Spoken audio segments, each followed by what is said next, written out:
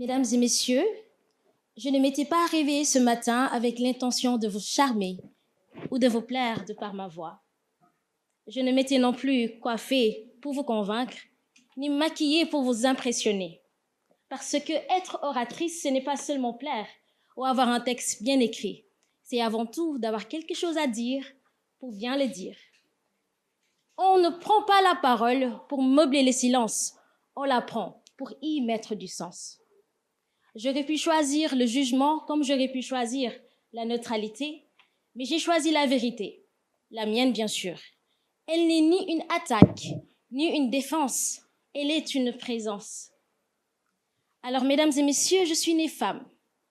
Et dès le départ, on a voulu m'améliorer. On m'a demandé de sourire, d'être douce et d'obéir. On m'a demandé de faire moins de bruit, moins de vagues, moins de moi.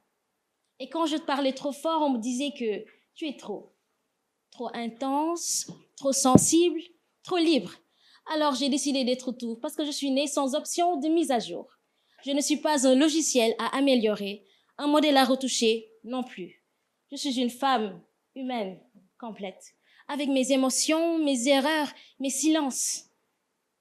Mais ce monde me veut parfaite, il me veut belle, et la beauté est devenue un piège. On nous félicite pour notre apparence, mais on ignore notre intelligence. On valorise notre peau, mais jamais notre parole.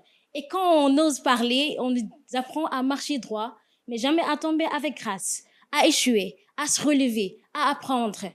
On éduque les filles pour suivre, mais qui leur apprend à penser, à réfléchir, à questionner, à choisir, à écrire le rôle dans ce théâtre du monde? Car oui, ce monde est une scène, mais qui? Dites-moi, qui écrit les rôles? Qui décide que je dois me taire, plaire et disparaître? Qui décide que ma voix ne compte que si elle ne dérange pas? Je vous le demande. Mesdames et messieurs, je suis née avec des chaînes invisibles et je décide de les rendre visibles. Malgré les jugements, malgré la peur, malgré les regards qui disent « Hey, reste à ta place ». Car ce feu est en moi, en vous, en nous. Et la lune ne demande pas la permission pour briller. Moi non plus. Et en ce jour, le jeu n'est plus haïssable car il se substitue en nous. Quand je vous parle de moi, je vous parle de vous pour paraphraser Hugo.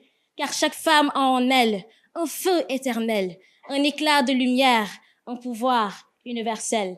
Mesdames et messieurs, c'était Sophie Eva Enen. Je ne suis pas trop, je suis tout.